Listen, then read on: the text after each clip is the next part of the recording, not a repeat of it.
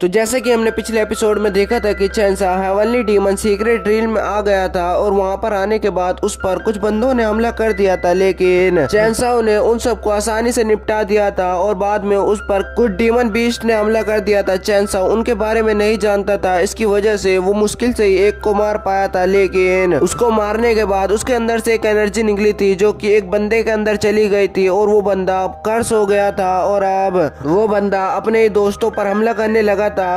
तो इस एपिसोड की शुरुआत में हम देखते हैं कि अब वो कर्स बंदा उस लड़की पर हमला करने लगता है, लेकिन उसका दोस्त वहां पर आ जाता है और अपने हाथ को आगे करता है, जिसकी वजह से उसका हाथ कट जाता है और अब वो कर्स बंदा उस पर लात मारता है, जिसकी वजह से वो दूर जाकर गिरता है और वो लड़की उसको नहीं देखती। वो चैनसाओ के पास जाती है और वो कहने लगती है कि तुम प्लीज मुझे बचा लो, मैं तुम्हारे लिए कुछ भी कर सकती हूँ। और फिर ये देखकर चैनसाओ उसे फिर से दूर फेंकता है और अब वो कर्स बंदा दूसरे बंदों पर भी हमला करने लगता है। ये देखकर चैनसाओ उसे दूर से दूर ही गिरा देता है और अब वो फिर से उसी बंदे पर हमला करने लगता है और अब वो बंदा मरने ही वाला होता है कि वो साइड वाला बंदा जिस पर उसने पहले हमला किया था वो कहने लगता है कि ये बिल्कुल इमोर्टल है, क्योंकि अगर ब्लड डीमन बीस्ट आखिरकार मर जाता है तो वो घोस्ट की तरह दूसरे बंदों को पोजेस्ट कर लेता है, जिसकी वजह से वो बंदा पूरा उसके काबू में आ जाता है और उसकी मदद से वो दूसरे बंदों को मारता है और अब हम मरने वाले हैं। और अब ये देखकर चैनसाओ सोचने लगता है कि ऐसी सिचुएशन का मैंने पहले भी सामने किया था और वो पिछली बातों को याद कर उसी फॉर्मेशन से उस घोस्ट को देख लेता है और अब वो उसी फॉर्मेशन से उसको मार भी देता है। ये देखकर सब खुश होते हैं और चैनसाओ के पीछे आ जाते हैं और अब वो सारे ब्लड डीमन बीस्ट उसे देखकर वापस से उसके पास आ जाते हैं, लेकिन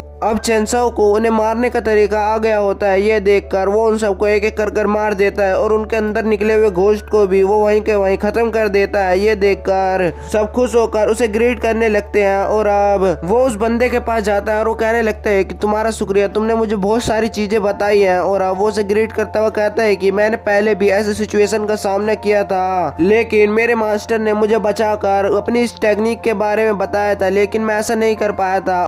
और अब वो बंदा अपने ओल्ड एंसेस्टर का टोकन देता है जिसमें उनकी एनर्जी लेवल लिखा हुआ होता है। ये देखकर वो कहने लगता है कि मार्शल किंग और मास्टर डिजिनिटी अलग अलग होता है क्या? और फिर वो पीछे वाला बंदा कहने लगता है कि मार्शल डिजिनिटी का ये मतलब है कि वो मार्शल किंग से एक कदम पीछे होता है और मार्शल किंग चाहे तो अपनी लेवल को वापस से नीचे कर सकता है, लेकिन वो ऐसा नहीं करता है। और अब ये सब देखकर चैनसाओ उन सबको थैंक्स कहता है और वो कहने लगता है कि आप सबने मेरा कंफ्यूजन दूर कर दिया है और वो उन सबको एक टोकन देता है जो कि उसकी एकेडमी का होता है और वो कहने लगता है कि अगर तुम दावी के डिसाइपल को देखो तो वहाँ पर ये चीज को तोड़ देना, मुझे वहाँ पर एक संकेत मिलेगा। ये देखते हुए मैं यहाँ पर आ जाऊंगा और जो भी मेरे डिसाइपल को ढूंढेगा उसको मैं बहुत ही बड़ा गिफ्ट दूंगा। और फिर ये देखकर सब उसको ग्रीट करने लगते हैं और वो कहने लगते हैं कि हम तुम्हारा काम जल्द से जल्दी पूरा कर देंगे।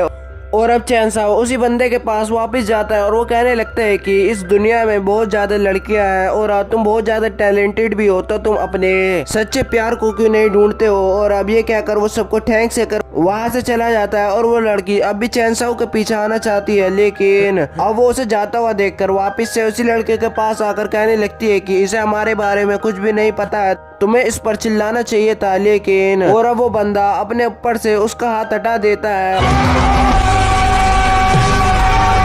ये देखकर वो गुस्सा होने लगती है, लेकिन वो उसे नहीं देखता है और बाकी सबको ग्रेट कर कहने लगता है कि मैं पहले यहाँ से जाना चाहता हूँ। और अब ये देखकर वो इधर उधर देखने लगती है और वहाँ पर वो उस दूसरे लड़के को देखकर उसके पास जाने लगती है, लेकिन वो सब उसे छोड़कर आगे चलने लगते हैं। और अब ये देखकर वो डरने लगती है क्योंकि आस पास उसे और भी डीमंस की आवाज आ रही होती है। ये देखकर वो भी उनके पीछे पीछे जाने लगती है और अब सीन चेंज होता है। हम चैनसाओ को देखते हैं जो कि पूरे हेवनली डीमन सीक्रेट रील घूम रहा होता है और वो कह रहा होता है कि मुझे अपने को ढूंढना ही होगा। और यहाँ पर और चैनसाओ अपने मार्शल किंग लेवल को भी पहुंचने की कह रहा होता है और अब चलते हुए उसे एक जगह पर बहुत ज्यादा काला फोग दिखता है। ये देखकर वो वहीं पर आ जाता है और वहाँ पर वो देखता है कि वहाँ पर बहुत ज्यादा रेयर एलिक्सर होते हैं। ये देखकर वो खुश होने लगता है और वो कहने लगता है कि ये तो अपनी स्वॉर्ड किलिंग टेक्निक को बढ़ाने में बहुत ज्यादा काम आती है, ये तो बहुत ही ज्यादा सही है। और अब वहाँ पर वो और भी हर्ब्स को निकाल रहा होता है कि वहाँ पर दो बंदे आ जाते हैं और वो कहने लगते हैं कि जो कि तुमने अपने हाथ में से उठाई थी वो वापस से उसको नीचे रख दो। और अब ये देखकर यहीं पर यह एपिसोड खत्म हो जाता है।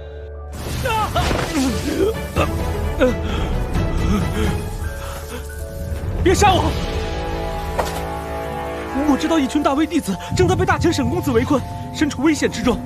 只要你答应放了我，我就告诉你。快说！我说，那群人中还有一个和你一起参加过擂台比试的，叫什么？右千雪。